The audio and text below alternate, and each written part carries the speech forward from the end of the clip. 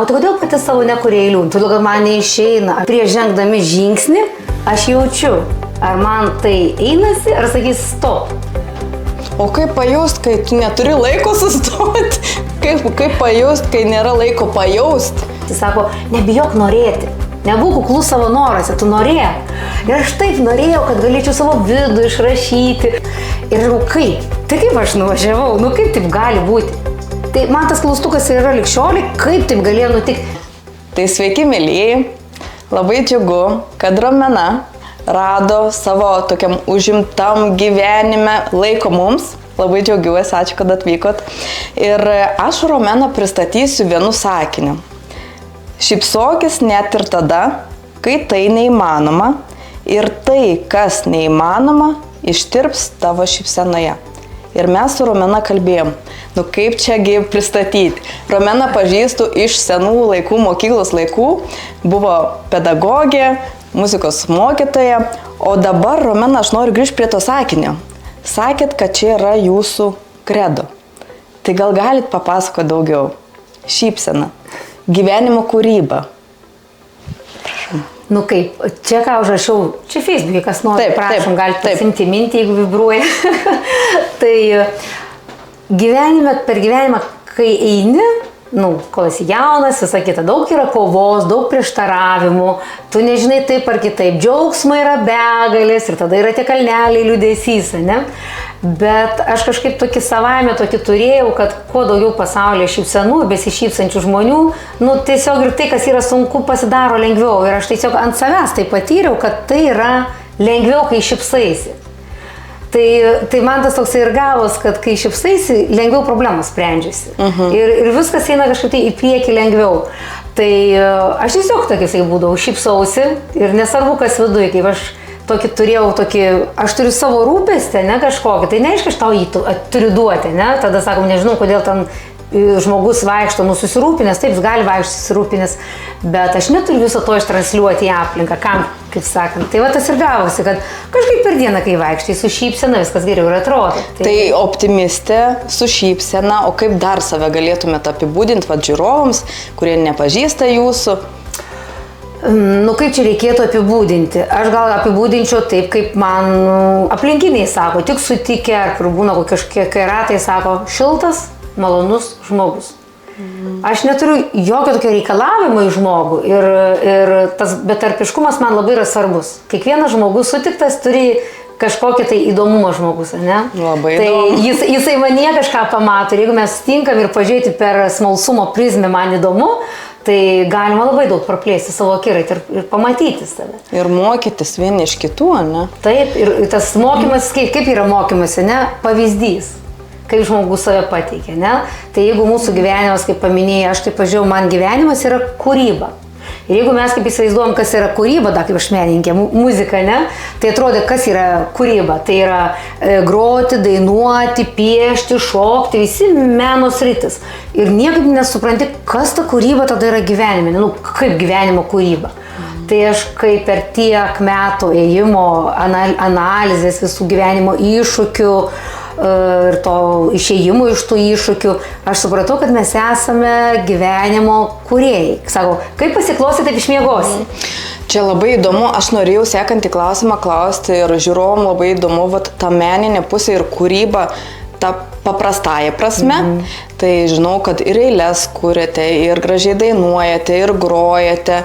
Tai papasakokit, kaip gimsta jūsų tie kūriniai, ar jūs labiau mėgstat groti jau sukurtus kūrinius, kaip eilės gimsta, papasakokit apie tą žemišką kūrybą. Tai niekada nemaniau, kad esu kūrėja, kad galėčiau parašyti, ką nors ten, bet aš turėjau kolegę, kuri mane tiesiog mokykloje tai išstūmė, reikia, eik padaryk. Ir tai atrodo, kad tai nereikšminga, nereikalinga, bet paaiškėjo, kad man gerai gaunasi. Tai vaikai mėgdavo mano dainas, jas dainuodavo, jas atsimindavo. Patys supranta, daina tai yra tekstas autoriaus, ne, o mano yra muzika. Tai gaunas tokia sinergija ir apsijungimas. Tai per mokyklą, per visą šitą srautą, tokį va tenai buvimą, kai yra renginiai, koncertai, tu ir pradedi, patampi kūrėjų, nes kitaip neišeina. Jeigu tau nepatinka kažkieno parašytas tekstas, tu nenori tų rėmų, to standarto, tu nori kažko savo ir kai sutinki tokį žmogų, tu gali kurti tame. Tai tada gaunas tu kaip ir mūsų pokalbis, mes nežinome, apie ką mes tiesiog esame teikmeniai ir žiūrim, kas mums plauks aktualu. Tikimės, kad ir jums tai bus įdomu, aktualu ir kažkas tai jumis suvirpės. Ir tokie interviu, atsiprašau, Romena, patys įdomiausi, kad tiesiog nuoširdumas klinda ir mes turiu paruoštuką, bet dar kol kas nenaudoju klausimams, tai prašau tėti. Tai ir taip atsirado tas dainų kūrimas. Taip, to toliau, vėliau pas neatsirado tas toksai noras, galvoju, tai vaikučiams kuriu, viskas gerai, bet norisi vyresniems, ne, tas suaugęs, galvoju, ne, tai ne man. Ir kaip pasakai, tą tokį, o gal, kai sako, gyvenimo kūrybą, aš savo leidžiu bandyti. Iš tikrųjų, tai va, dabar galvoju, kelinti tie metai, buvo gal 13 metai ar 12, kai aš sukūriau pirmą dainą ir nusinčiu autorių, jinai sako, wow, žinot, tas reikia pasitikėjimo, kad tai įvertina. Na ir vėl pradedi vėl įmi kitą tekstą, kuris tau mielas, kuris tau yra priimtinas, tau kažkuo tai su tavimi atitinka vidų. Ir vėl, kurį žiūri, ir vėl kažkas tai gaunas. Tai per tuos metus aš sukūriau labai daug dainų. O dabar tokiais tarpais eina. Kitas mano noras buvo eilės kurti. Jis sako, tu kodėl pati savo nekuri eilių? Todėl, kad man neišeina. Aš taip gerbiu visus kūrėjus, kurie va, tas eilės rašo ten taip ir kitaip, aš jais žaviuosi, žiūriu, galvoju, koks dėkingumas, kai aš galiu bent jau dainą sukurti. Ir tada pradėjo kažkaip tai, sako, paleidai mintį ir matyt per laiką kažkas tavyje keičiasi. Sako, nebijok norėti. Nebūk kuklus savo norose, tu norėk. Ir aš taip norėjau, kad galėčiau savo vidų išrašyti. Ir man vienu momentu, mintijant, gulint, galvoju, kažkai pradėjo man eiti tokiom, tokiom eilėm. Ir iš pradžių man niekas nesirašė, tik imu rašyti, iš baimės viskas pabėga tikriausiai. Čia pavyzdys tiem, kas irgi galvoja kurti, tai pradžiai pabėga, nes tu bijai tai užrašyti. Ir man po to pradėjo pavykti užrašyti, bet tai mano jausmas, mano vidus, koks čia eilėraštis. Tada nusinčiau žmogui, kuris kūrė eilės, sakau, žiūrėk, ką parašiau. Bet čia sakau, ne eilėraštis, kaip ne eilėraštis, tai yra eilėraštis, tai yra poezija, tai yra. Tai dabar ir pasižiūri visus, su kur rašiau tik dėl savęs tyliai, kaip ištraukiu, tai visi tie poezijos kūrėjai sako, kaip gražu, čia tikras, čia kūryba, sako kūryba. Tai aš noriu visiems atkreipti dėmesį, ten, kur mes save nuvertinam, galvoju, ne, čia pas mane tai ne. Tai aš manyčiau, kad reikia drąsiau, kad, nebijoti kažkam parodyti, ne? Kad tada ir išgirsti kito nuomonę, ne tik tai eiti tą, kad, aš pats save tai, laikau, kad už kažkur liktai ne.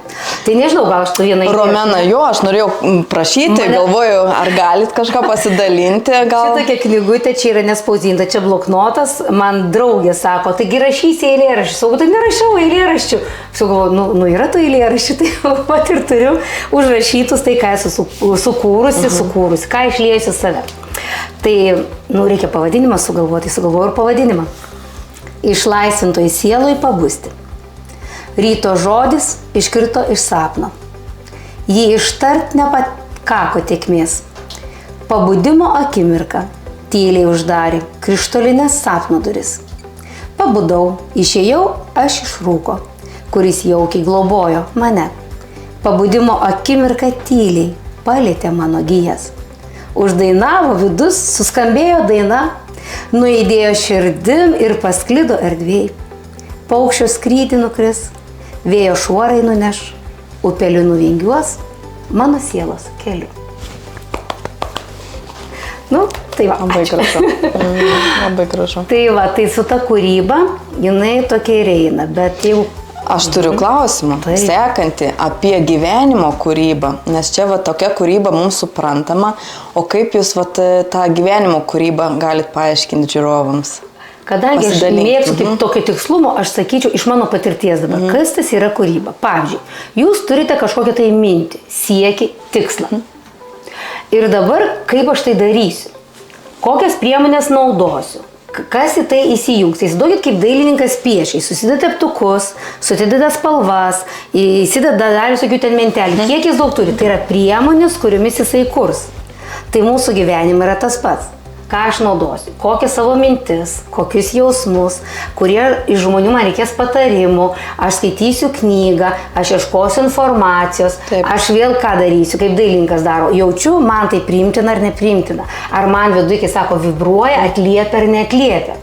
Tai aš skaitau, tas gyvenimo kūryba yra, kad neklai, bėgu, lėkiu per sienas, mušuosi, darau ir nėra to momento, sustojau ir leidžiu savo pajausti. Tai leiskim savo pajausti. Prieš žengdami žingsnį aš jaučiu, ar man tai einasi, ar sakys stop. O kaip pajaust, kai tu neturi laiko sustoti? Kaip pajaust, kai nėra laiko pajaust?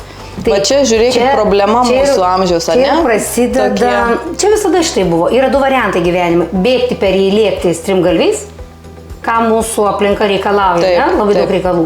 O kitas dalykas sakyti, ne, aš pabandysiu sustoti ir pažiūrėsiu, ar viskas sugrius, jeigu aš sustosiu į tai, ką aš bėgu. Patikėkit, niekas negriūna. Laikas reliatyvus, aš tai patikrinau. Aha, tai gal pasidalinkit kažkokią patirtim, taip man labai įdomiai pasidarė. Kaip čia jūs patikrinat, sustojot? Aš esu labai skubanti, aš esu lekianti, man reikia čia ir dabar ir aš iš karto darau daug darbų. Iš to atsiranda įtampa, stresas, ne tas rezultatas, kurį noriu, aš tada taip gyvenau. Kuo daugiau darau, to vakare daugiau džiaugsmo. Nesvarbu, kad aš jaučiuosi, ten vidus viskas išsekė, jeigu, kaip gerai. Bet tai kas yra savo resursų išnaudojimas netikslingai dabar, aš tai suprantu, ne? Svarbu, aš patenkinu poreikį, aš daug padariau, kaip aš reikšminga, čia visur, čia taip, čia tą bėgu ir bėgu. Aš irgi su mašina važiuodama, buvo pirmas mano toks patikrinimas, sako, laikas paklūsta man, jeigu aš leidžiu tai būtų. Man reikėjo Kaune būti tam tikrų laikų. Iš to skubėjimo aš suvėlavau išvažiuoti, bet aš turiu būti. Nu ką mes darom? Nu gerai, 120, nesvarbu mašinai, patogu, nepatogu, 120, visus lenkiam, visi trukdo, visi vėlės po padangom. Ir aš kažkaip tai savo taip pasakiau, nes mano mašina tai nevažiuoja greitai, galvoju, nu gerai, būsiu tada, kada būsiu. Juk yra sakoma, esu ten tada, kada turiu būti ir kaip turiu būti. Mano aplinkybės palankius, nu tiesiog paleidau, nes matau, kad nėra kur dingti, aš nuo 150 nevažiuosiu.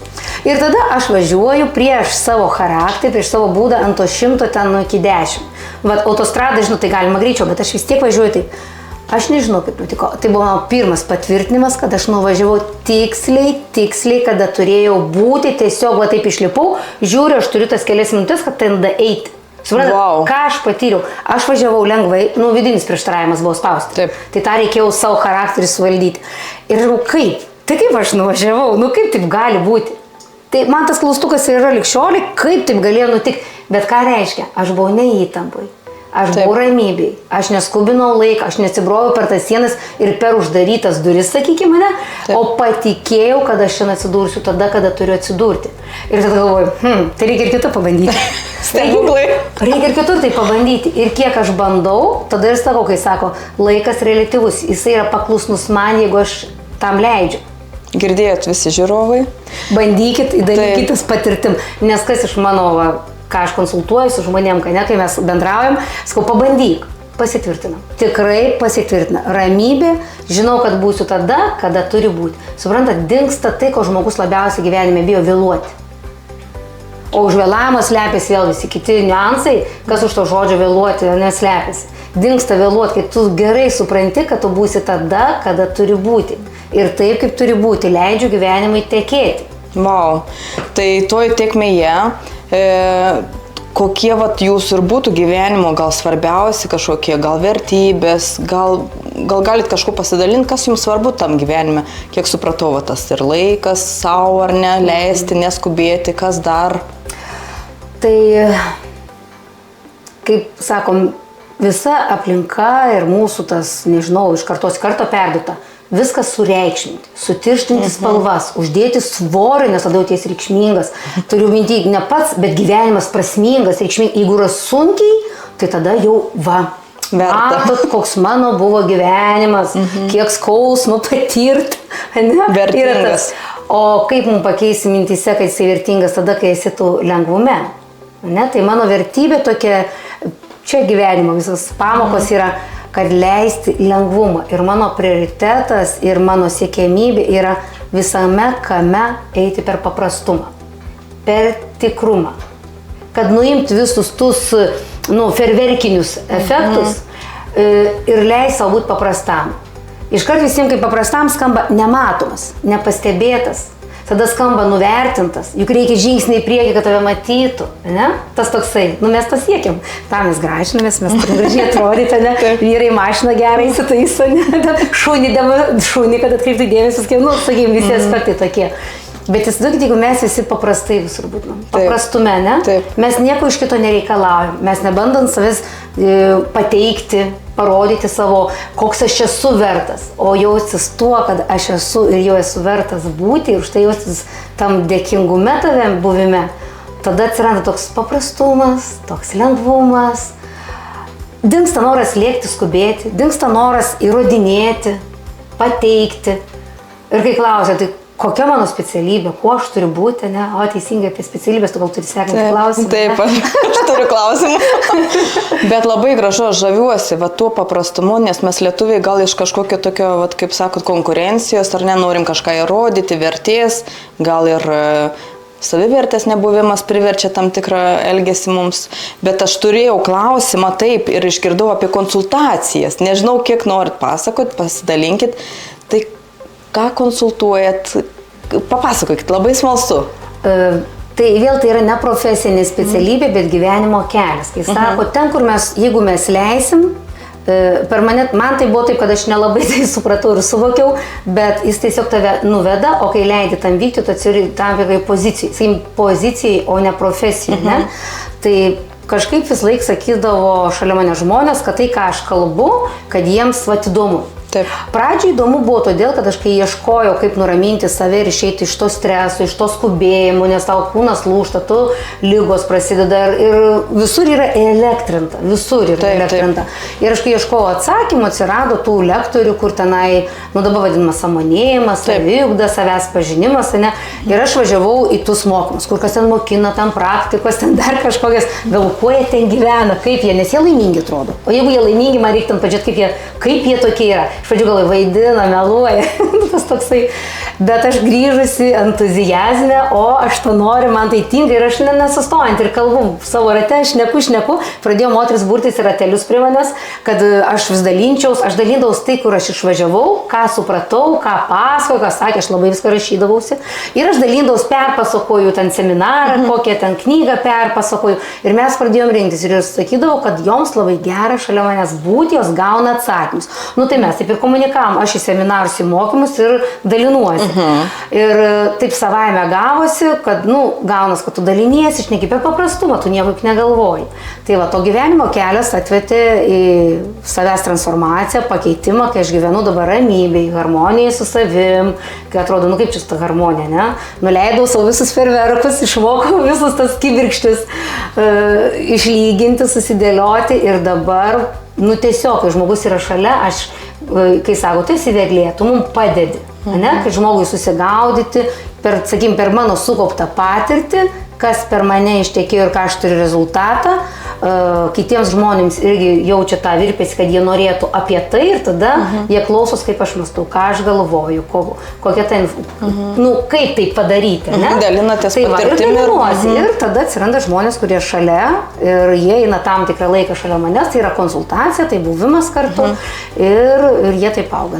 O giliau galite sužinoti ant mano profilio, kam įdomu ir tada pamatysit giliau, apie ką tai yra jums tai įdomu. O man dar klausimas dėl buvusios profesijos pedagogė, taip? Ar jis dar eina šalia kažkur? Aišku, ta patirtis, kūryba, visada šalia.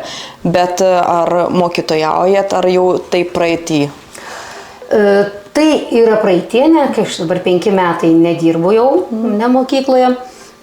Noras ten grįžti ir to prisiliesti prie tų vaikų ir tai, ką jauti, kad tu gali jiems duoti, man mintysi, ten būna, kaip aš vedu pamokas, aš vizualizuoju ir man iš karto gera, nes tikrai tai yra, aš taip sakau, jeigu likimas mane nuves, tai gyvenimas, aš tikrai labai džiaugiuosi, nes man tai yra, tai yra mano. Man vaikai, muzika, man tai yra, tikrai, tai mano širdies gaida yra visa tai.